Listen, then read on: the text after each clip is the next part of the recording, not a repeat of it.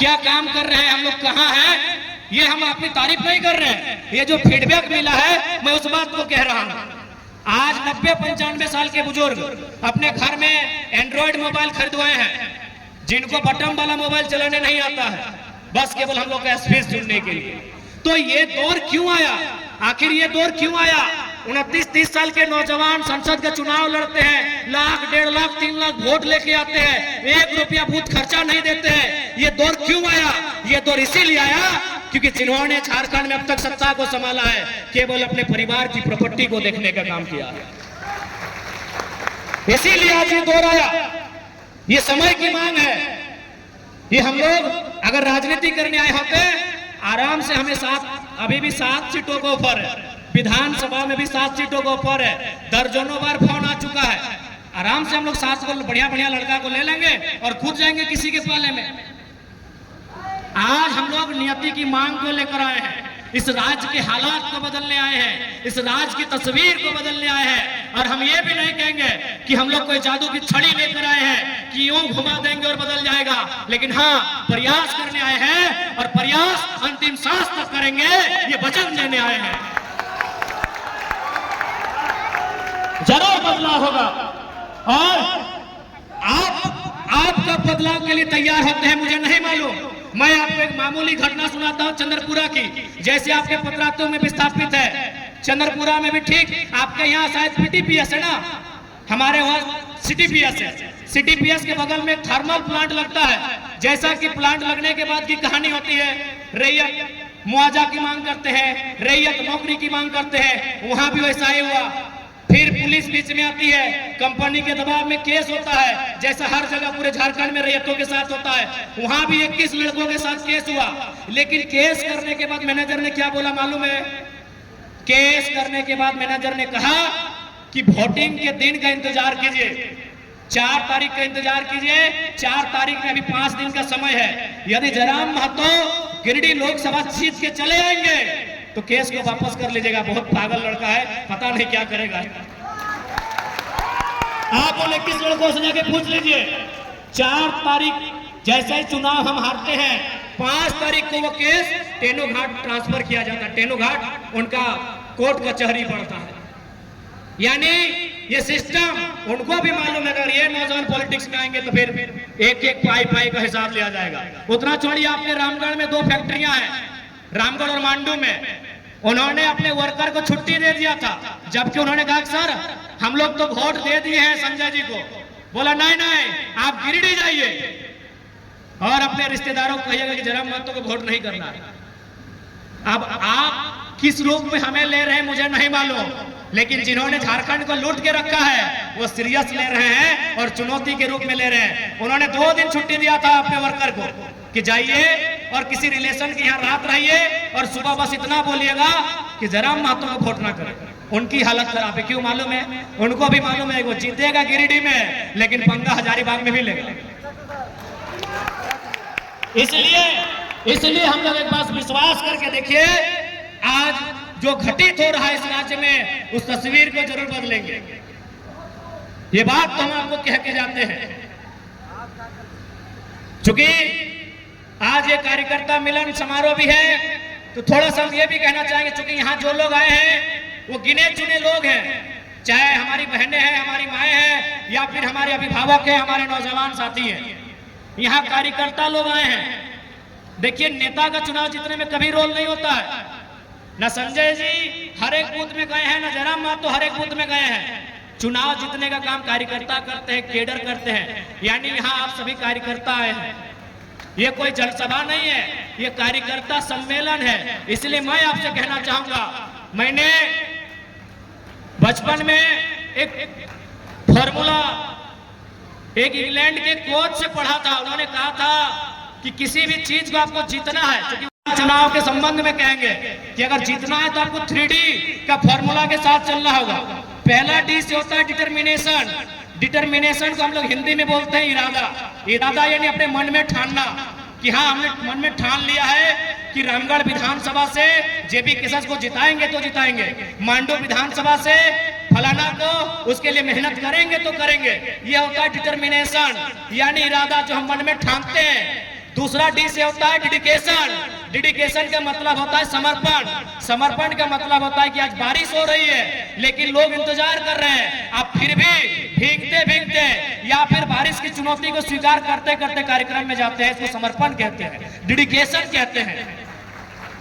और आप जब इस कमरे में बैठे हैं ना, यहाँ डिटर्मिनेशन भी दिख रहा है कि आप संकल्प लेके आए हैं कि जब तक जयराम बाबू अपना भाषण खत्म नहीं करेंगे हम लोग घर नहीं जाएंगे।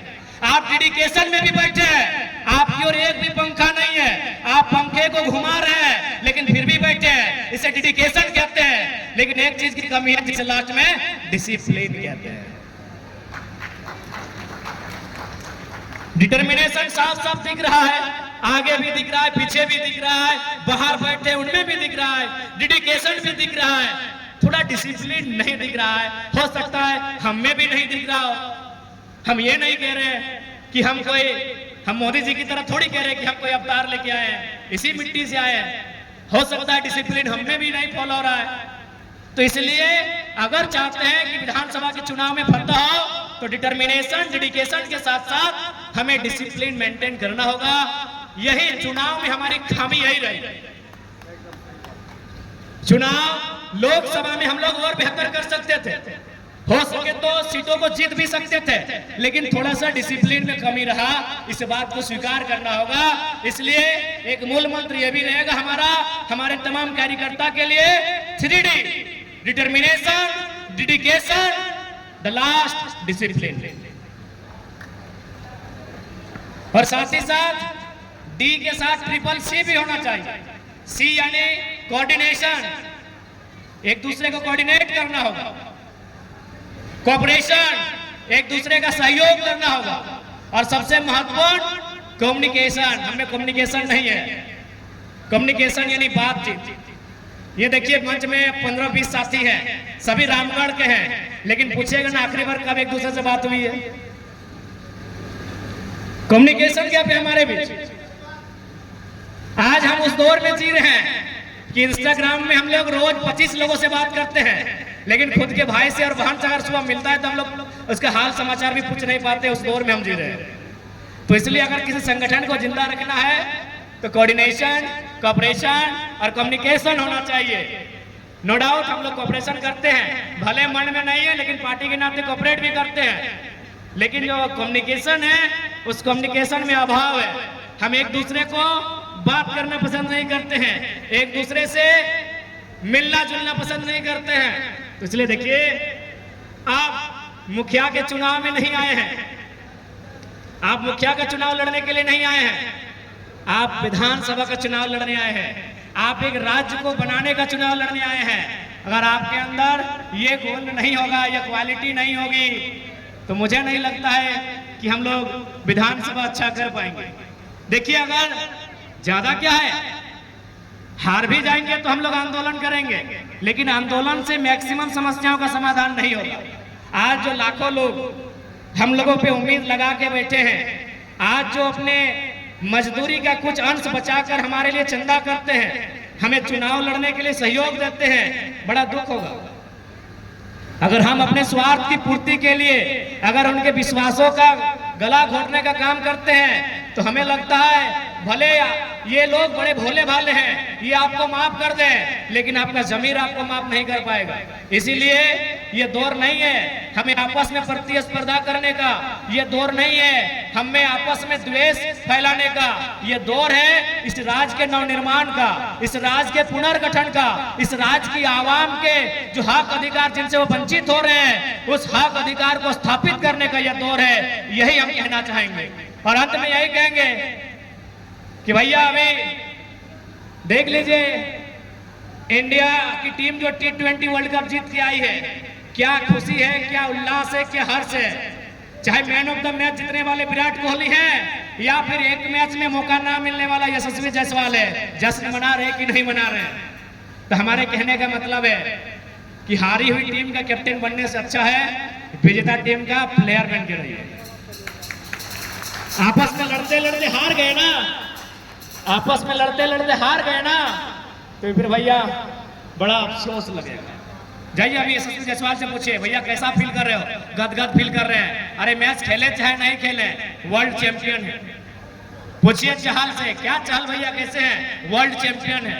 और जाके पूछिए डिकॉक से, कितना भी रन क्यों नहीं बनाया है, सर झुका है, आंखों में आंसू है, दिल में एक दुख है, तकलीफ है। क्यों? वो भले कितना चैंपियन क्यों नहीं है तो हारा हुआ टीम का हिस्सा। इसलिए इस बात को भी इस चुनाव में समझिए, आप अगर गुट बना के रहेंगे, एक दूसरे की टांग खींचेंगे, इसलिए ये प्रयास कीजिए कि आप विनर टीम का मेंबर बने। ये आपसे हमारी आग्रह होगी। और विशेषकर चूंकि हमारी सभाओं में तो बहुत सारे माताएं बहनें आती हैं, लेकिन चूंकि पहली बार कार्यकर्ता सम्मेलन में भारी संख्या में हमारी दीदी लोग दिख रही हैं, तो दीदी लोग आपसे भी हम यही कहना चाहेंगे कि आपकी जिम्मेदारी दुगनी है। हमारे संगठन में हमारे प्रत्याशी को जिताने में आपकी जिम्मेदारी दुगनी है। इसलिए दुगनी है क्योंकि आपका रोल बड़ा महत्वपूर्ण होने वाला है। लेकिन हमें पूर्ण विश्वास है कि आप अपने कर्तव्य को बहुत बेहतरीन तरीके से निभाएंगे। और यकीन मानिए, आज जो हम लोग का वोट आया है ना, यदि आप, चूंकि आप वोट आप बूथ में गिन सकते हैं, लेकिन कौन सा वोट स्त्री और पुरुष का ये नहीं गिन सकते हैं। अगर ये भी गिन लेते ना, तो हमको लगता है 60+ वोट हमारी माताओं का है, 40 पुरुषों का है। 60+ वोट आपका है, क्योंकि इस बार जो नारी शक्ति ने आशीर्वाद दिया है वो अप्रतिम है। अप्रतिम आशीर्वाद आपकी ओर से मिला है, एकदम 60%। हम आपको बराबरी में भी नहीं रखते हैं, आप ज्यादा हैं, इसलिए आपकी जिम्मेदारी ज्यादा है। आप ज्यादा इसलिए हैं क्योंकि देखिए, पुरुष जैसा भी है, हम उसका बुराई नहीं करेंगे, लेकिन चूंकि वो एक घुमंतु प्राणी है, वो घूमते रहता है, कभी वो बड़का काना में बैठता है, कभी पतरातू में बैठता है, कभी रामगढ़ के बाजार में बैठता है। और यदि नेताजी मिल जाए, अगर एक कप चाय ही पिला दिया तो बेचारा भोला भाला है, बोलेगा यार चाहवा पिए हैं, लाज रखना होगा। आपके साथ ये नहीं होता। जैसा भी बेचारा घूमने वाला है, जब वो 2-3 बार मिल लेता है, 2-3 बार जब चाय पी लेता है, तो डिसीजन बदलना पड़ता है कि चलो मैया को बोलेंगे टाइगर को ही दे, पत्नी को ही बोलेंगे टाइगर को दे, बेटुओं को बोलेंगे टाइगर को दे, लेकिन अपना वाला दे देते हैं, चाय पी के आए। ये चुनौती होता है, इस चुनौती से हम लोग पीछे नहीं भाग सकते हैं। इसलिए आपकी जिम्मेदारी बहुत ज्यादा होगी। और हमें लगता है कि दुनिया में जो असंभव काम आप कर सकते हैं वो कोई नहीं कर सकता है। ये हम नहीं कह रहे हैं, भारत देश के एक महान साहित्यकार हुआ करते थे मुंशी प्रेमचंद। वे कहते हैं कि एक इंसान को महान बनने के लिए उसमें 3 क्वालिटी होना चाहिए। मुंशी प्रेमचंद अपने कालजयी उपन्यास गोदान में लिखते हैं कि इंसान को महान बनने के लिए, सर्वश्रेष्ठ बनने के लिए, श्रेष्ठ बनने के लिए, उत्कृष्ट बनने के लिए 3 क्वालिटी होना चाहिए। एक क्वालिटी त्याग, दूसरा क्वालिटी सहनशीलता का, और तीसरा क्वालिटी क्षमा का। लेकिन एक स्त्री में ये 3 क्वालिटी जन्म से होता है। ये मुंशी प्रेमचंद कहते हैं, हम नहीं कह रहे भैया। त्याग का मतलब तो आप जानते हैं, आपसे ज्यादा त्याग कोई कर ही नहीं सकता है। सहनशीलता की अगर बात करें तो धरती के बाद अगर कोई सह सकती है तो एक स्त्री सह सकती है। और क्षमा की बात करें तो हमें लगता है एक जीवन काल में एक स्त्री जितने लोगों को माफ करती है, अगर पुरुष लोग होता तो रोज नया महाभारत। अगर स्त्री लोग चाहेगी ना महाभारत करना तो रोज होगा, लेकिन वो माफ कर देती है। तो इसलिए हम चाहते हैं, आपकी जिम्मेदारी ज्यादा है और आप नो डाउट उस जिम्मेदारी को बड़े अच्छे तरीके से निभाएंगे। आपका रोल बढ़ जाता है और चुनौती भी बढ़ जाता है, क्योंकि आप जिस समाज में रहते हैं ना दीदी लोग, इसे पेट्रियार्कल सोसाइटी कहते हैं, पितृप्रधान समाज कहते हैं। पितृप्रधान समाज का मतलब होता है पुरुष प्रधान। यदि आप मीटिंग में भी आएंगे तो आपके गांव के 4 लोग 4 तरह की बातें करेंगे। आप अगर किसी के साथ गाड़ी में बैठकर बाजार तक आए तो 4 लोग 4 तरह की बातें करेंगे। आप अगर 2-4 लोगों से घुलेंगे मिलेंगे फिर भी 4 लोग 4 तरह की बात करेंगे। इसीलिए मैंने कहा आपका जो चुनौती है वो दोगुना है, लेकिन हमें पूर्ण विश्वास है आज के दौर में आप अपने आप को स्थापित करेंगे। चूंकि ये 21वीं सदी है, ये नारी सशक्तिकरण का दौर है और हम लोग चाहेंगे कि आप लोग अगुवाई करें। अगुवाई केवल कार्यकर्ता के रूप में और जिला पदाधिकारी के रूप में नहीं, हम लोग प्रयास करेंगे कि विधानसभा का जो चुनाव होगा हमारी पार्टी ओर से जब प्रत्याशियों की सूची जारी हो, आपकी भूमिका भी पीछे नहीं रहे। विधायक नहीं बनवा तो नहीं बनक मन हो ना, बनलो ना सुनीता, सुनीता मौसी बनले ना, बताओ मास्टर नहीं लगले से बन गए, ओकर पति सांसद लगे ताव बन गए, तो तोहनियो बनवाना हिंदू बन लेना, अम्बा मैडम बनले है ना, तो तोहनी की काम आ कर सकी क्योंकि अगर से काम आना ना, तो हम हटे क्या चाहिए कि जैसा पुरुष हथिन तोहनी के भी वह भूमिका हो, तोहनी के भी अगुवाई करे को, और बस कब दुनिया के परवाह नहीं करिया, जे तोरा लय के आए हो यानी तोहर श्री श्री 108 श्री बस ओकर से तालमेल ठीक रखे, दुनिया की परवाह करे कोई जरूरत ना, क्योंकि दुनिया के रीत लगो, दुनिया कभी तो दुनिया के रीत लगो कि निंदा उन्हीं की होती है जो लोग जिंदा है, जब तक जिंदा है तब तक निंदा होगी, अब मर के देखिए लोग कहेंगे रास्ता छोड़ दीजिए लाश जा रहा है। तो बस आपको जो लेकर आए हैं, जिनके साथ आप 7 फेरों में बंधे हैं, बस उनके साथ आपका तालमेल ठीक रहे, बाकी आप बाजार जा रहे हैं तो लोग क्या कह रहे हैं, मार्केट जा रहे हैं तो लोग क्या कर रहे हैं, किसी के साथ लिफ्ट लेके चल रहे हैं तो लोग क्या कह रहे हैं, छोड़ दीजिए। ये दुनिया उस दिन बहुत अच्छी हो जाएगी जब आप छोड़ के जाएंगे, क्या बोलेंगे पता है, बेचारी जैसने हाले बढ़िए हमें, यही बोलेंगे। तो ये संदेश हम आपको दे रहे हैं, क्योंकि हमारे संगठन में ऐसा बात आ रहा है, दीदी लोगों की शिकायत हो रही है कि हमारा मनोबल थोड़ा गिर रहा है, तो निश्चित रहिए आपका मनोबल क्यों गिरने देंगे, जब आपके मनोबल को बढ़ाने के लिए, ऊंचा करने के लिए झारखंड की सबसे ऊंची चोटी पारसनाथ से टाइगर आया है।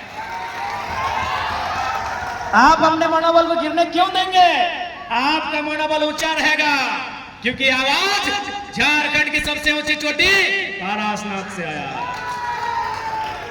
बिल्कुल अपने मनोबल को गिरने मत दीजिएगा हमारे दीदी लोग, एकदम नहीं गिरने दीजिएगा, ये दौर आपका है, ये सेंचुरी आपकी है, बस आप भी अगुवाई कीजिए।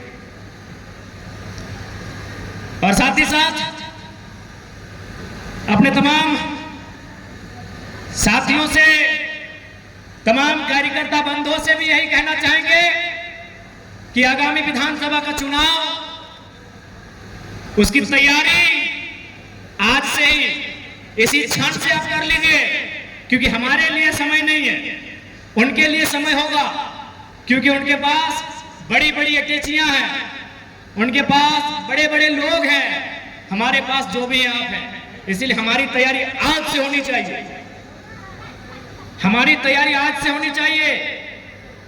जिस प्रकार आपको याद होगा नेटवर्किंग में कोई लोग जुड़ते हैं, उसको बोलते हैं कि तुम 23 घंटा अपने लिए काम करना, 1 घंटा कम से कम 4 लोगों को कन्विंस करना। तो हमारी तैयारी आज से है, आप जिससे भी बात करें, टेलीफोन में अपनी माता जी से बात करें, अपनी भाभी से बात करें, लेकिन लास्ट में जरूर बोलिएगा कि बार गड़बड़ ना करिए, लोकसभा में जब भले भले विधानसभा में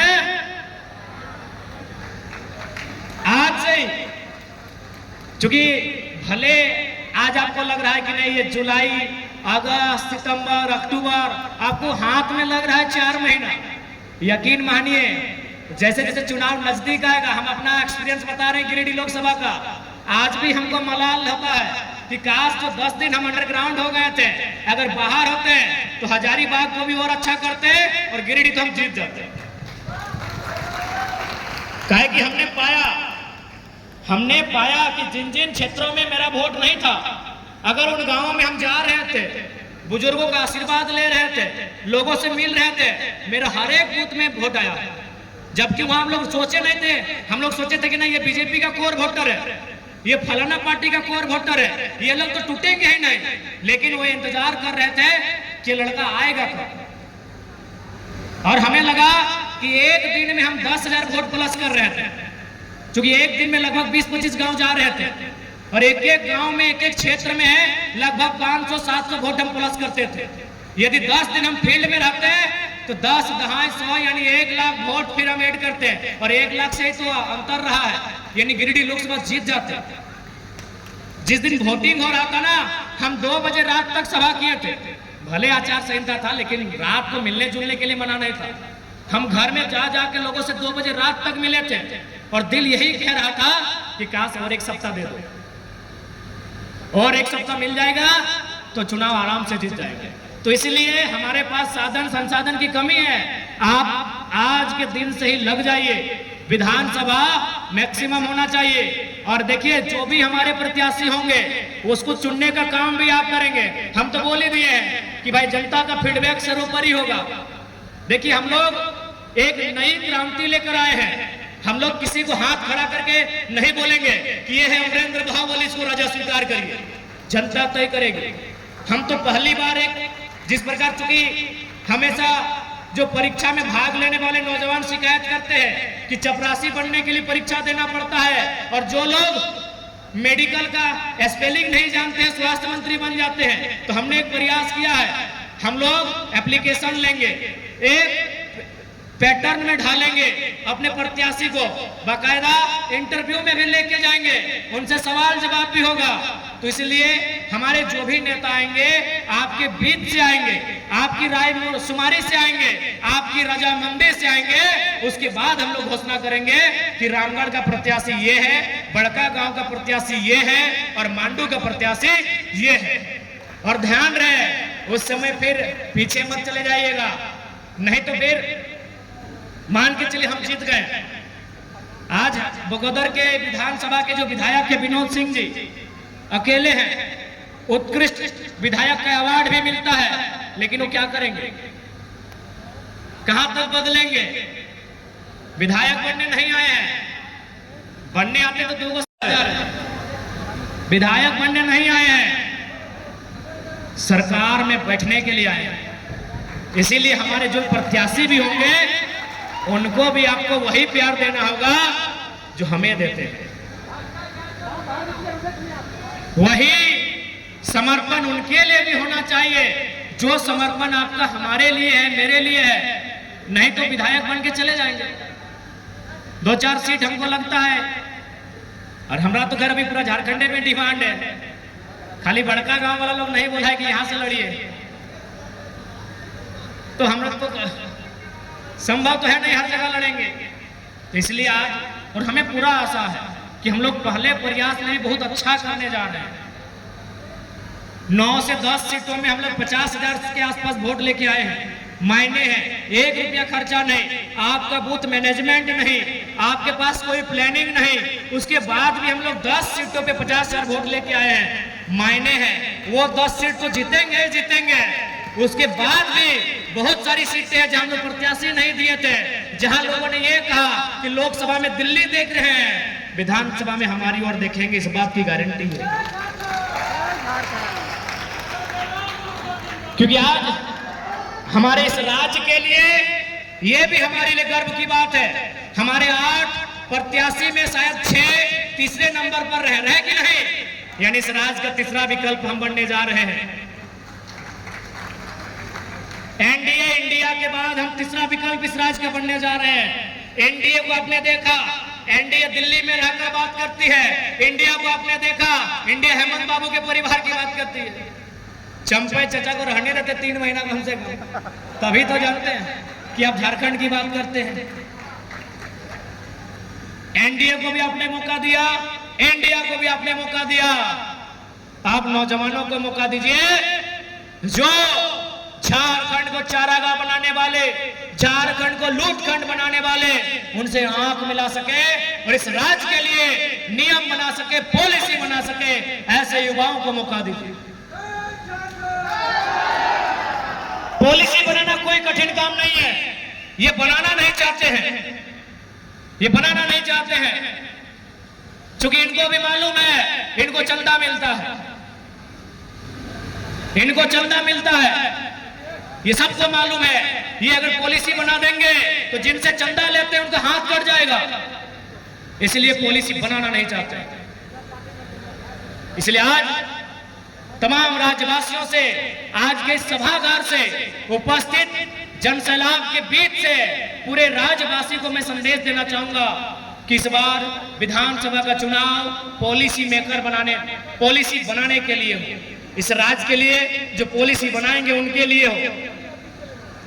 हमने नली गली सड़क के दौर को देखा, वो काम आगे भी होगा, उस काम को मुखिया जी भी करेंगे, लेकिन इस बार विधानसभा का मुद्दा इस राज्य का मुद्दा होना चाहिए।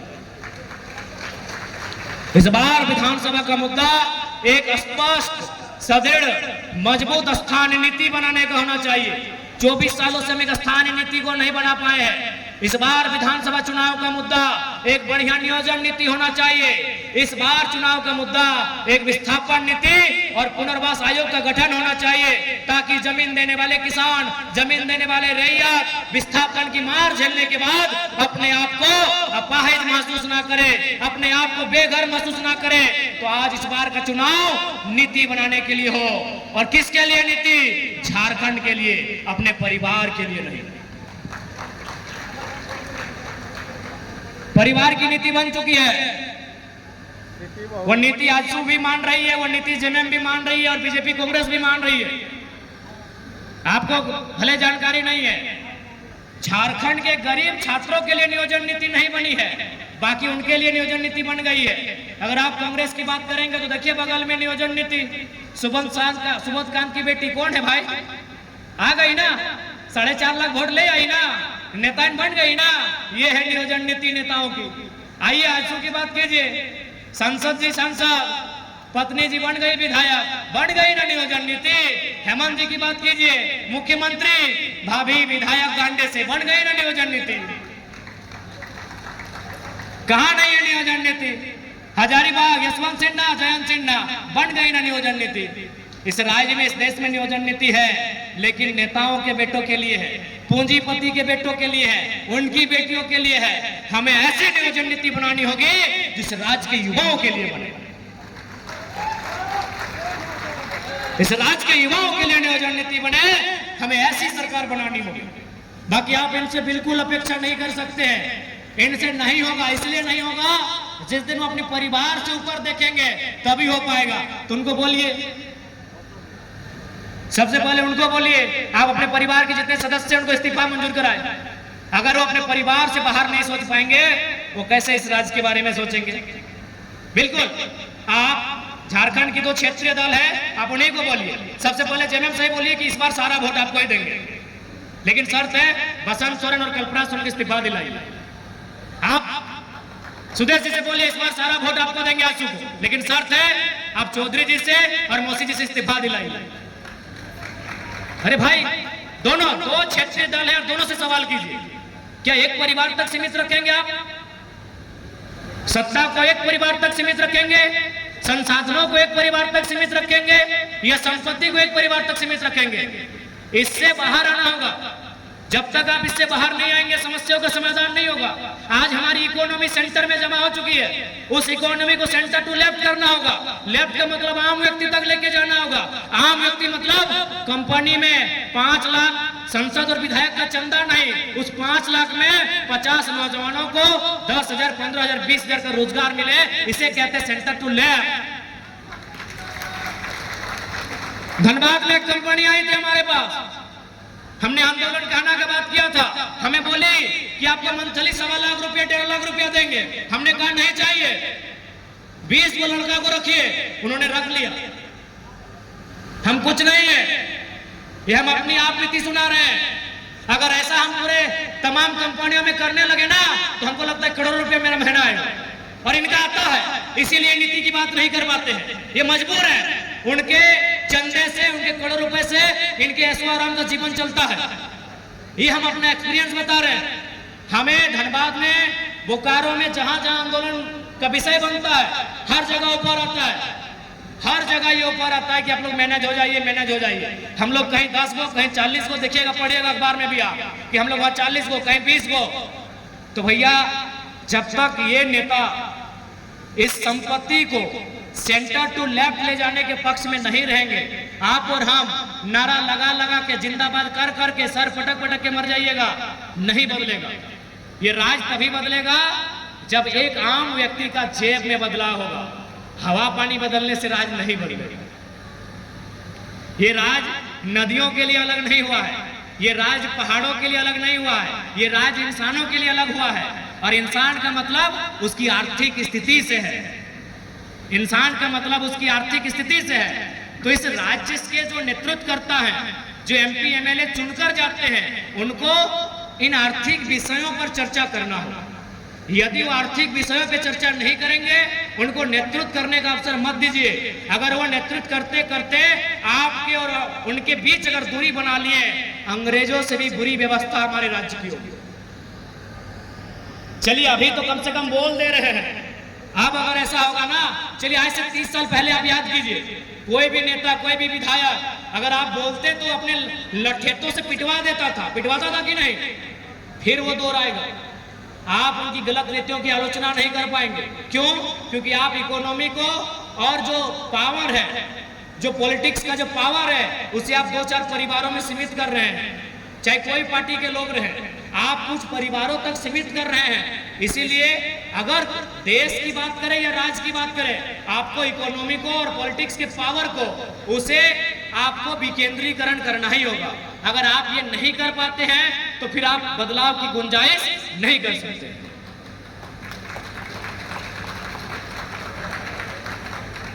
तो इसलिए ज्यादा समय नहीं लेंगे,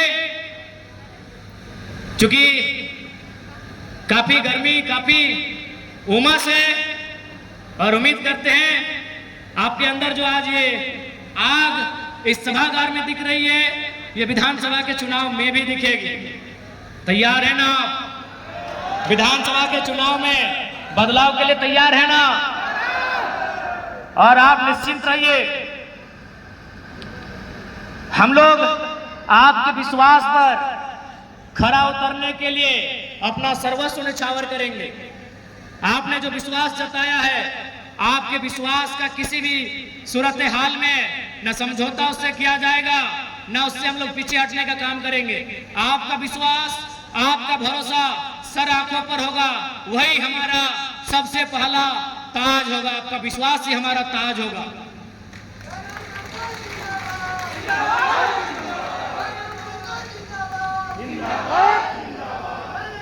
और साथ ही साथ बस इस बार यही कहेंगे, आप इसलिए इस बार वोट मत दीजिएगा कि अगला प्रत्याशी आपके मामा के, मौसी का बेटा का, नतनी का, गोतनी का, भायात का, फूफा का, चाचा का लड़का है।